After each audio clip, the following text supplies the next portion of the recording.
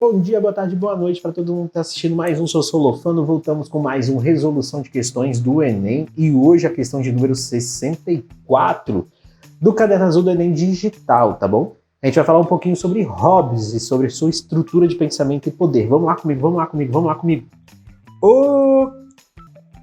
Ok, vamos lá então. Essa questão é sobre o Hobbes, um dos justnaturalistas, também conhecido como contratualista, e a gente vai falar um pouquinho sobre as suas ideias, tá bom? O Hobbes ele vai fazer ali aquele livrinho famoso chamado de Leviatã, ele vai falar sobre algumas proposições sobre como que ele entendia a natureza humana e a forma de resolução dos conflitos inerentes a essa forma de organização. A primeira coisa que eu vou falar para vocês é que a natureza, para o Hobbes, ela é conflituosa. Para ele, ser humano, ele é movido a paixões. O que é uma paixão, Gabrielzinho? Paixão é aquele seu desejo inato. É a fome, é o desejo sexual, é o sono, é a sede. Então é a nossa vontade que vai nos guiar. E por nós não estarmos ainda no nível racional de atribuição, a gente vai entrar em uma luta de todos contra todos, que ele vai chamar de guerra de todos contra todos, com uma violência generalizada, onde mais forte vai ganhar sempre as disputas. O que faria a gente então parar de lutar? Segundo Hobbes, o medo de perder a própria vida diante dos casos dessas lutas e principalmente a ideia de se alcançar essa racionalidade faria com que a gente conseguisse se organizar depois uma sociedade civil por meio de um contrato social, que garantiria um poder absoluto e ilimitado para uma pessoa ou para um grupo pequeno de pessoas, tá? Não precisa ser necessariamente para uma só. Cuidado com o peguinha de prova, tá? Normalmente ele é vinculado a monarquias, mas não necessariamente. O poder ele pode ser para um agrupamento de pessoas. Vamos ver aqui o item especificamente? Olha só. Enunciado. Para o autor, o surgimento do Estado Civil estabelece as condições para o ser humano. Beleza, a gente já sabe que a gente quer saber o surgimento do Estado Civil para o Hobbes, tá? As condições que eles vão ter e tudo mais. Mas vamos ver ali o texto.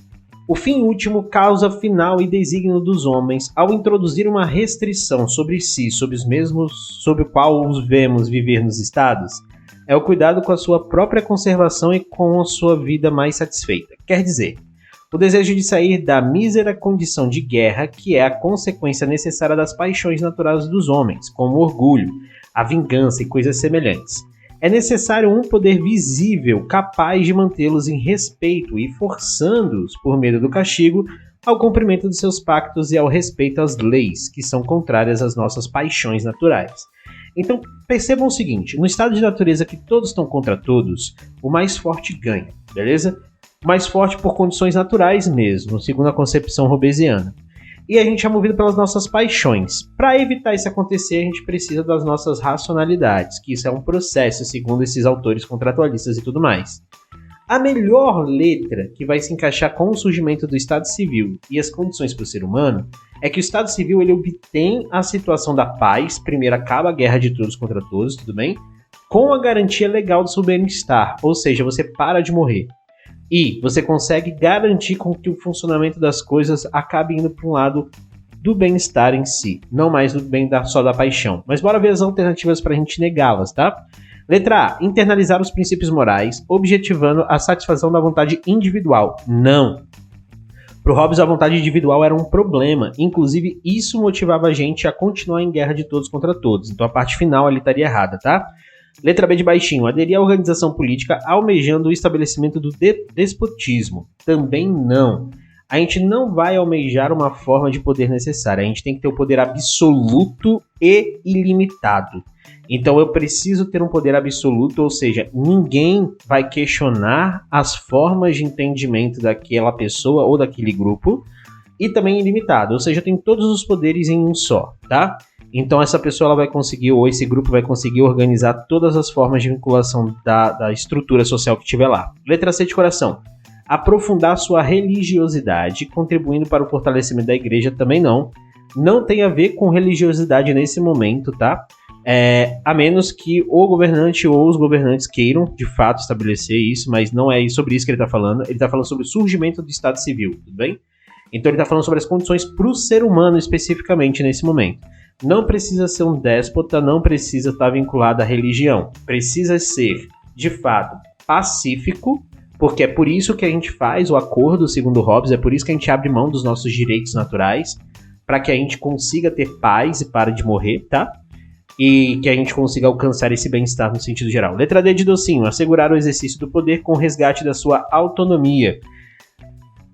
Esse é um bom distrator, mas ainda assim, a gente tem que entender o seguinte, as condições para o ser humano, nesse momento do nosso texto, tá? Do nosso item, é o que o enunciado pede.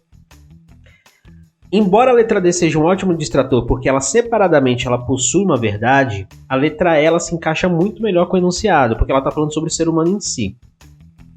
Quando eu falo ali para as condições para o ser humano assegurar o exercício do poder com resgate da sua autonomia, eu caio no princípio de que o ser humano ele não vai ser autônomo em si, porque o poder é absoluto e ilimitado. Então alguém decide por alguém, beleza? Eu não tenho autonomia em si.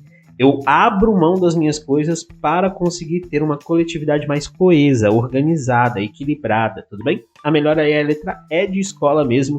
A gente volta na próxima.